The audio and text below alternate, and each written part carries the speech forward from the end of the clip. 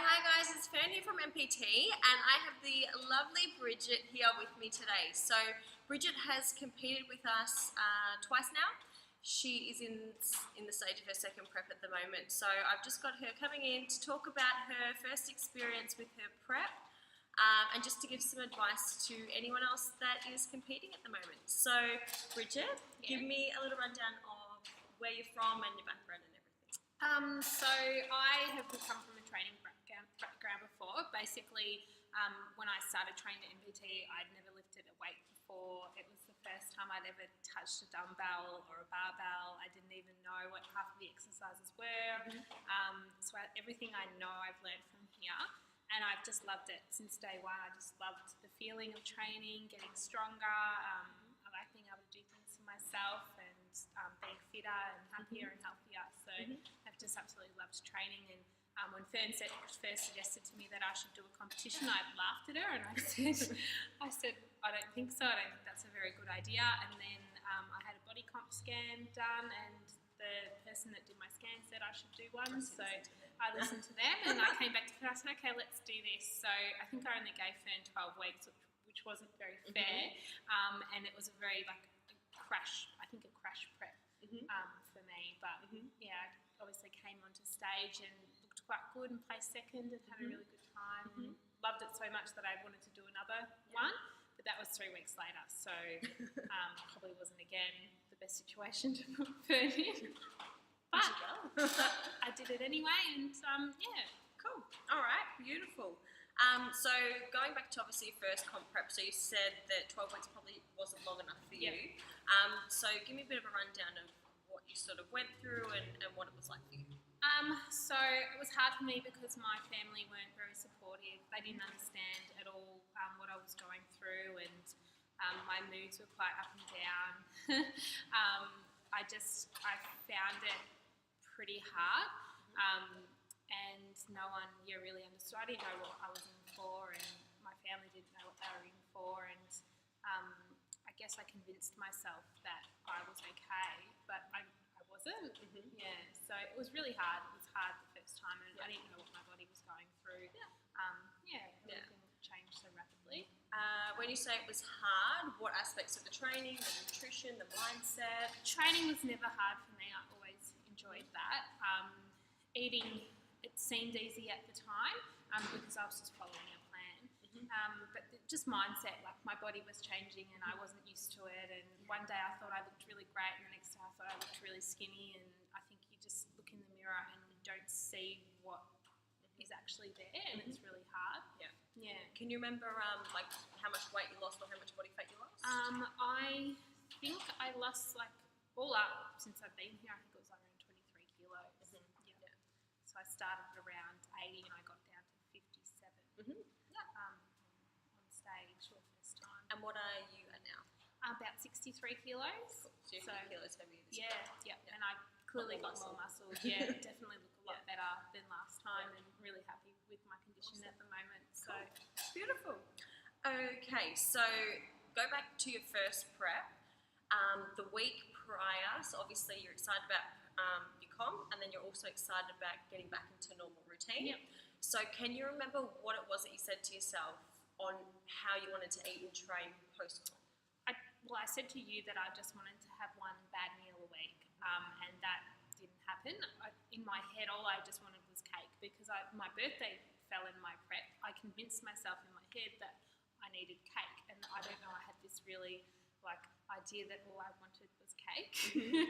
So I think that's the thing that I ate the most of after comp. So did you have just one treat meal a week? No, definitely not. No, it got out of control, and it got to the point where I would hide food. I would put biscuits in my glove box, and I would go and eat McDonald's through the drive-through before I got home, and then I would eat the meals that I'd prepped. So I'd hid it from my husband. I would go to my parents' house, and they'd have a treat cupboard, and I would raid the treat cupboard, and I'd eat until I felt sick. And that went on for a little while before I admitted that I had a problem. And I think the first person I told was Michael. I broke down and I cried on the ground, and I said, I don't know what I'm doing. I don't understand why I'm doing this. I can't control it. And then I went and told Fern, and I told Travis, and after that it got better. But How long do you think it was after comp? I reckon probably about 6 or 8 weeks before I admitted that I had a problem. Yeah, it just got progressively worse. It started off with just a couple of things here and there, and then it just got out of control. Yeah. So it's now been 2 years since you last competed. How's that sort of 2 years been? After I turned it around, I think when you come out of comp, you get this weird feeling that you never know that you're full, and nothing tastes the same, nothing satisfies you. So everything in your head that you think is going to taste really great, that burger, that piece of cake, you go and have it and it doesn't satisfy you. So you keep trying to eat, you keep trying to find that thing that you're looking for. So it took me a long time to realise that I was never going to find it, that nothing tastes. And you buy something and you just eat the whole thing because you have to hide it. So yeah, so what was the question? That's fine. Yeah. Good answer. Okay, so what I want to know then is obviously what do you find harder, the prep or the post-comp? Post-comp was definitely harder. Yeah. I think prep, when you're getting told what to do and how to train and what to eat and when to eat and everything and following a plan is really but definitely post-comp was really difficult. Yeah. And I did get my post-comp plans and I fully intended to follow them and it did not happen. I prepped the food and I ate the food, but I also ate other food on top of it, and I would not recommend doing it.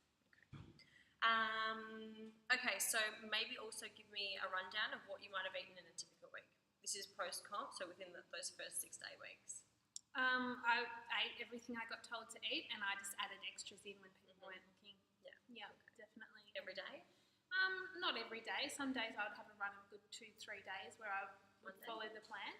And sometimes it wasn't a Monday, but if I worked in shopping centres and I found it really easy just to go to a cafe, and when I get my coffee I'd buy a cake with it, and then I'd be embarrassed.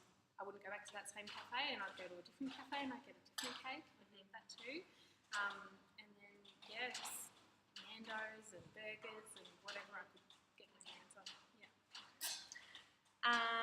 So you said it was about 6 to 8 weeks for you to realise that obviously there was something going on. How long until you think you got back into a really good way? Well, once you've done them, I think if you do that to your body, I think that the metabolic damage from binge eating is way worse than what you've done post-comp, pre-comp. So I believe that all the damage that I did and getting my body back to normal was because of what I did after competition, not because of what I did before. And a lot of people will blame their coach because of their getting them to that condition and then leaving them alone, but it wasn't anyone's fault but my own because of the binging that I did afterwards.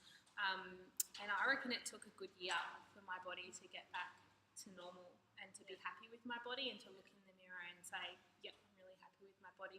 And you've got to get in your head that your comp body, your stage body is not maintainable. You can't possibly eat like that all the time or train like that all the time. You would totally run down and you would be very unhealthy and very, very sick person if you were to do that. So falling in love with my body the way that it sort of sat naturally, like my body fat percentage at around 20%, it took me a while, probably a year, to fall in love with it again. And doing the mindset through Travis as well absolutely helped me 100% because it's always going to be a struggle. Like those meals will sneak in every now and then. Like I'll go out for dinner or something like that, and that's fine, like once a week, whatever, with my husband. And then little things sneak in. And Saturday nights I'll have some red wine with my husband, and then I'll have some cheese with my red wine, and then these things turn into 1 or 2 or 3 things. And doing that mindset made me realise that I really do need to write things down so I can see where I'm at. I can see what's sneaking in there that I'm maybe not admitting to. Yeah.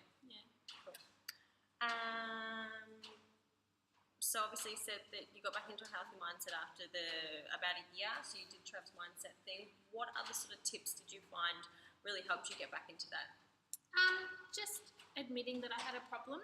Definitely at work, I started a new job and I just told everybody at my work that I had a binge eating problem, and they didn't really believe it because I looked healthy, but I just told them so that they knew that there was food in the tea room. They knew not to put it near me or to push it away, and if I told them that I had the problem, then I wasn't going to eat in front of them. Yes. Yeah. So I just think that really admitting to everybody really helped me. And then just finding different ways, different recipes to cook that are healthy. Yeah. So What are some of your favourites? I like chili con carne and things like that, and just having lots of vegetables and cooking vegetables in different ways and trying new vegetables. Like I'd never liked Brussels sprouts before, and now I love them. So just finding something that you really enjoy and trying something new every week, and then that's something to look forward to. Yeah. Awesome. Okay, if there was anything that you could change from your last prep, what would it be? Just post-comp and just talking about how I was feeling and not living in by myself and thinking that I was okay. Yeah. I think that if any of the girls want to talk to me, I'm always available via Messenger, or if you want to come and chat to me or catch up with me, I'm happy to talk about it. I think your family and friends don't want to hear about it because they've been hearing about it up until competition, and they're a bit over it. Like, my husband's a bit over it, and that's fair enough. He was over me posing around the house and things like that just before competition, and then on the day of competition and afterwards he was sort of a bit more into it, and now he's like, can you post for me and show me different things? And so I just think finding somebody that will listen to you, and no one's going to understand unless they've been through it and they've had those feelings before. So I'm around if anyone wants to chat. Thanks. That's all right. Okay, so 2 more things. What tips can you give to the girls right now? Obviously, they're a week out now from their show. So what tips can you give them post-comp? I would maintain a food diary, definitely. I think that you should be writing things down. Follow the 4 weeks plan that Fern gives you, and then after that, write everything down, because you need to understand that food and be honest with yourself. Yeah. So when they say, they want to have a couple of nice meals, post-comp and on the Monday even, what sort of advice would you give to them? I'd say I don't think it's a very good idea. I think that if you are to go out, there are meals that you can order that are MP compliant, and you have done.